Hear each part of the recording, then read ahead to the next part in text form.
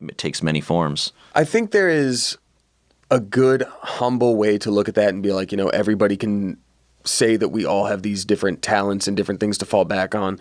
But I found that you are somebody, and just speaking as a friend here, I found that you are somebody that will do that all the time, to the point where it's not even a sense of necessarily being humble, but you're taking victories away from yourself. Everybody has different things that they can consider, a source of pride for themselves, or I should hope so. And if you don't feel that way, you should definitely do some soul searching and find it, because it is out there. But with how many different areas of expertise you have, Shane, I think it's okay to, like, every once in a while say it just for yourself, and it's not even an arrogant thing. It's like, you know what? Not everybody is able to do all these different things. Sure. Good for me. Because it's not like I was born being the best runner, smartest boy in comedy. Like, you work flipping hard in a lot of areas. So I would just encourage you to, acknowledge that for yourself. Everybody has the insecurities. Everybody can fall back on stuff. But you work hard to have a lot of things you're good at. Good for Shane. Well, thanks, man. You got it. Thank you. Yeah, I place where it should come from, which is like, oh, that sounds like fun. We could go grab a drink and hang out and do blah blah blah. So I don't know what that wall comes from. I think also you mentioned you don't know what you want from a relationship. Mm-hmm. I think going in with an expectation of what you want could also be setting you up for disaster as well. That's true. Like I don't know what the next person I'm going to meet is going to do to my life. Mm-hmm. Like, I don't have any expectations to have kids, but who knows? Maybe I'll meet that person and I'll be like, yes, I would like to impregnate you and have a child. I can probably say that. He talks running around. I can probably say that in a less creepy way, but I won't. Yes, madam. Would you enjoy breeding with yours truly? Let's mate. Are you fertile Let's at this mix moment? Our genes, and I'm not talking about laundry. But Oh, God. So I think, you don't have to, I think going in with any sort of expectations is a bad idea. You don't know this person at all. But also, you're never going to know them if you don't just shoot your shot. I also think you're not respecting your own boundaries and everything, because you're talking about your fears. Mm-hmm. And it's I get it, because I know how you think, and I think with regards to dating, I'm very similar in that you're like, oh God, what if she texts and I'm busy? Oh, what if I let her down in this way? What if I'm not, what if I have to flake on a date, and oh God, that's so much pressure and I'm going to mess it up. You get to live your life. You're busy, you're doing your thing, and you can keep doing your thing, and no one, especially if you're just dating someone, they don't get to dictate anything. Nope. And if they don't understand that and they don't respect that, they're not mature enough. Yeah, this is the thing. This is the big difference. We're all adults now. Yeah. And if this person is also an adult, then they'll understand. Mm-hmm. Yeah. So I think if you went out and you guys were like, oh, stouts and beer, and then the conversation ended there, and you're like, oh, I don't relate to this person any other way, and I didn't have a good time. Also, I don't drink that often. It's more of a rare treat kind of thing. And it should be like, oh, I drink 7 times a day on the hour. And it was like, I'm drunk right now. I was drunk when we met. I'll be drunk when I die. Yeah. And then at that point you say, well, I think you should probably seek help, and hit me up when you've figured that out. But I get what you're saying. I'm not good with pressure, and there's a lot of pressure that comes from within myself. It's no one else doing anything. I just build up a million different anxiety bombs in my head. Hence, should go to therapy. But I get what you're saying. I'm open to the idea of dating.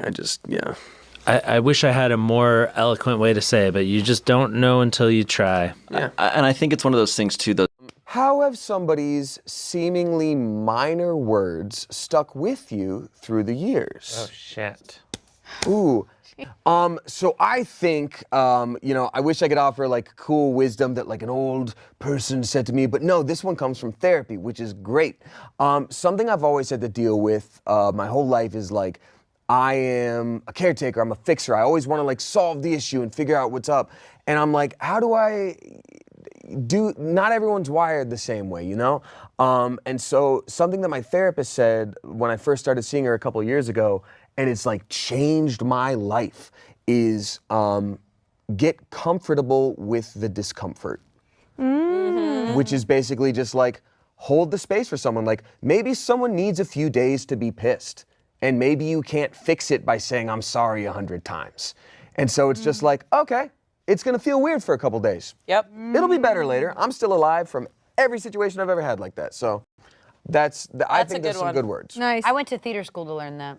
Nice. Anyone else have anything crazier? Okay. You're like, no, but it was physical discomfort. They taught us silks. I do have one, but I don't know. That's a really good one. That's a good one. I have one. So are you saying, hear me out? Hear me out. Oh, okay. I'm gonna let you take this. My little brother, we grew up in different households, but we always saw each other.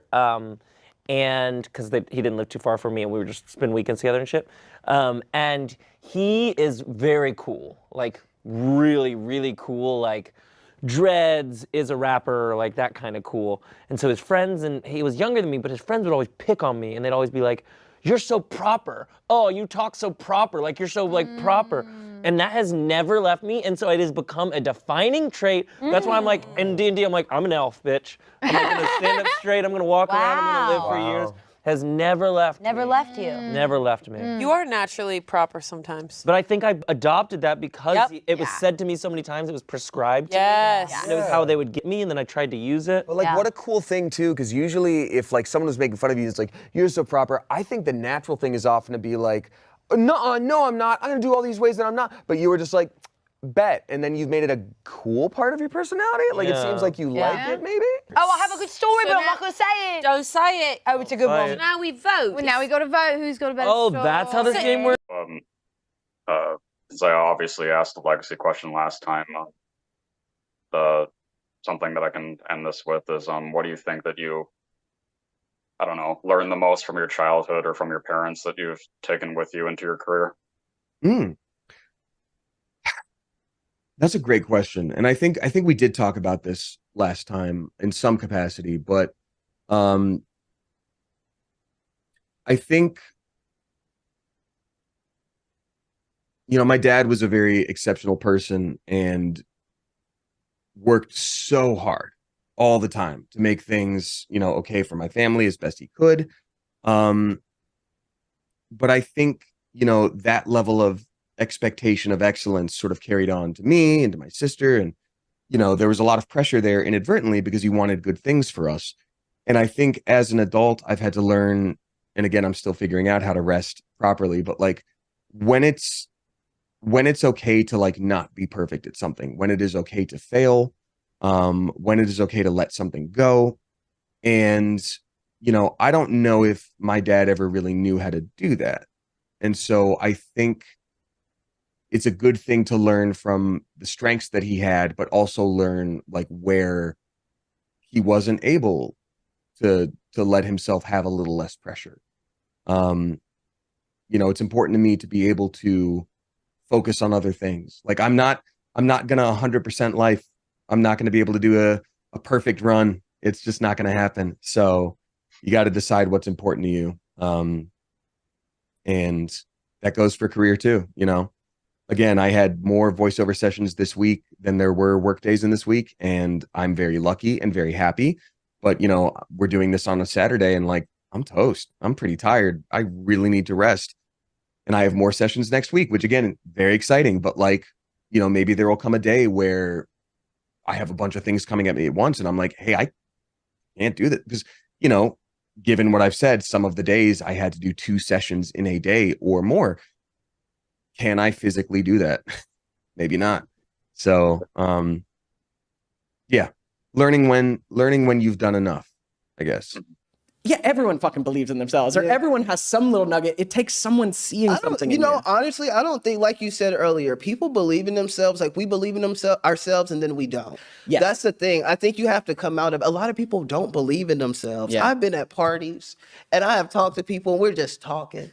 And it's gotten to a point where I'm like, just believing real hard, and I'm talking to somebody who doesn't believe real hard. And I'm like, is this the first time anybody's had a dreaming conversation with you? Like, you know what I mean? Like, people don't know how to dream. Like, I feel like I forgot how to dream a little bit because I've talked to so many people that's just not dreamers and giving them all that I got in a conversation. But like, in reality, I'm like, I can't give you all of that. Like, if you don't have a little bit, I can't make you get it. I can't make you get it. All you can do is listen to this conversation. I hope it inspires you.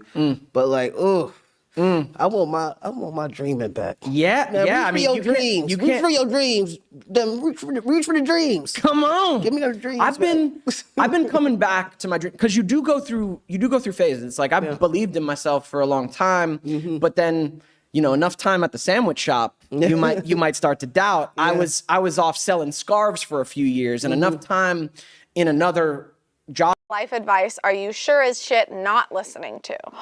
I'm sure as shit not listening to this advice.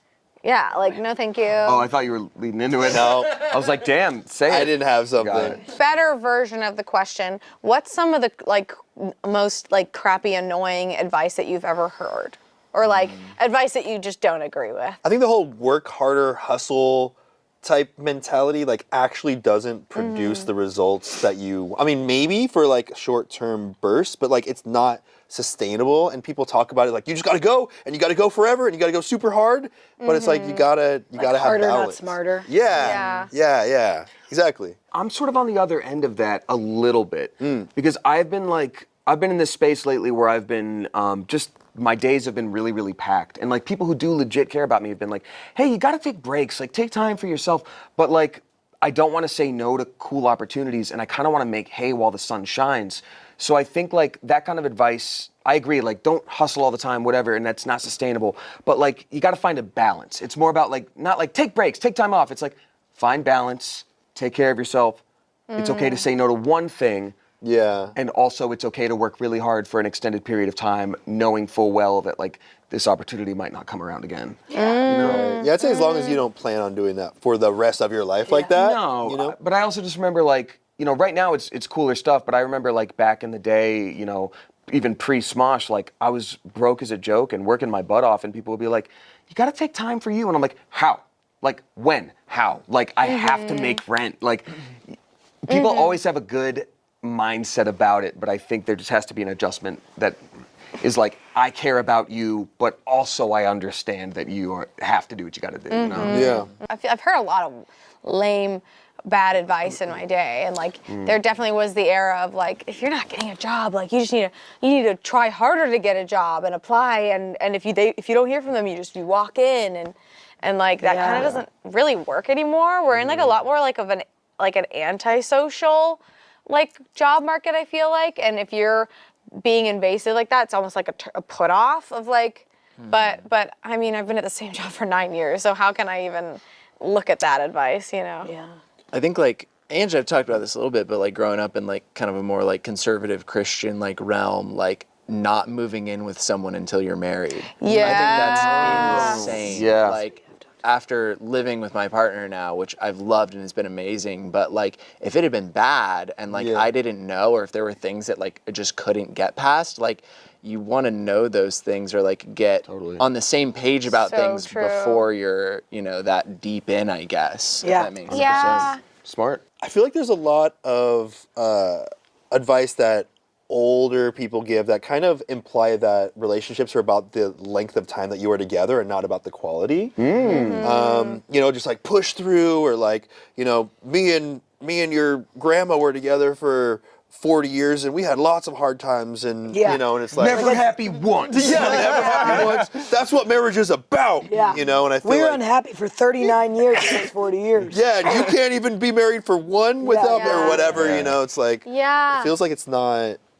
The values are just so different from what I see a relationship to have value for. No, that's so huge. I think the one advice that I've heard is marriage is hard work and relationships, they fizzle out and it's not all rainbows and happy sunshine after a while. And I don't think that that's true. I think if you are putting in the effort and being present and stuff, relationships don't fizzle and die out in terms of excitement and new experiences or fun or it doesn't I've not experienced that. I think there's a level of playfulness that if you keep that up in a relationship, the relationship doesn't feel like it's just like a chore, which is kind of what some people make it sound like it's supposed to be. Oh, at some point it's supposed to be a chore, essentially. Yeah, and it's not the case. Yeah. I remember like I was in a relationship once that like on paper everything was like how it was supposed to be. It was like, oh,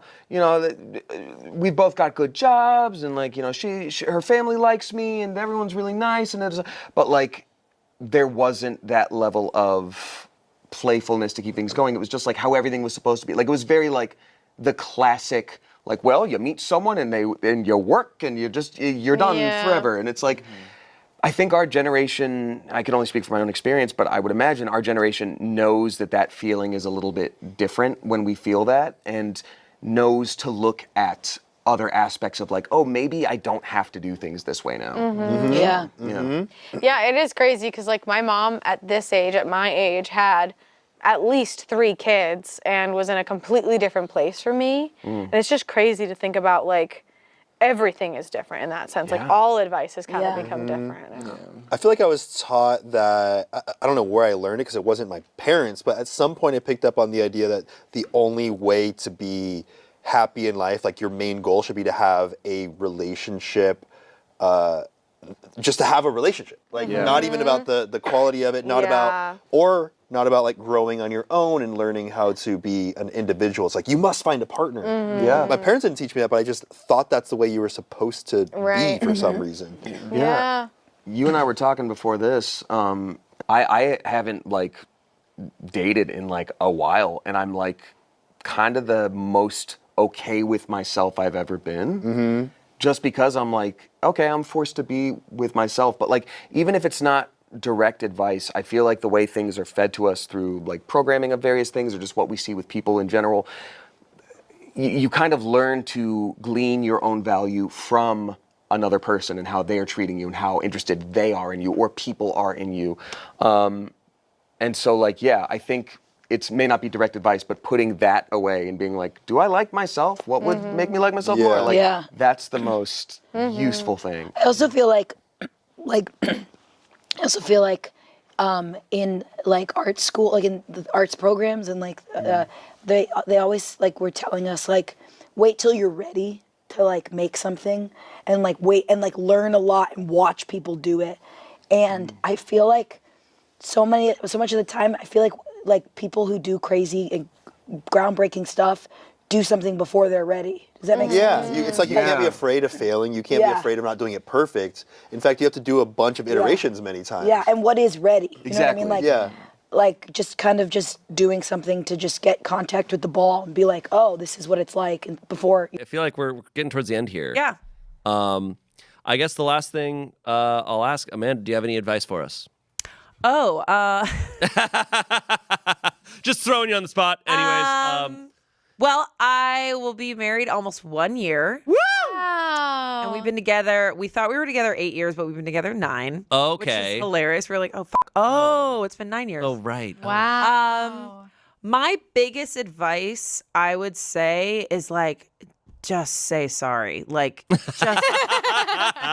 just say sorry. And another thing is like really communicate your little routines. Like we have this thing now where I come home and I need to vent my day, but sometimes I don't want to put it on him. So I'll come in and be like in this weird place for like an hour and he's like, hey, it's better if you just vent your day like right off the bat so that we can just get into the night and have a good time.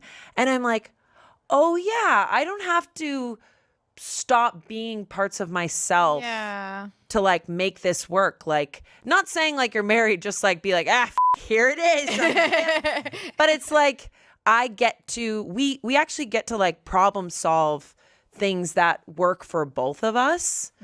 The biggest advice is just say sorry and like really, really communicate what you need because it's way worse to cold shoulder. And trust me, sometimes I'm like, I want a cold shoulder you so hard right now. It's like I don't want to cry right now. I don't want to like open up right now. I want to just be angry. It feels good right now for me to be like in this angry place. But I promise it's just like so much better to just like release it, and say sorry, even if you're like, I know I was right. I know I was right. But it's like, just say sorry. That's my biggest advice. Epic. Yeah. But I love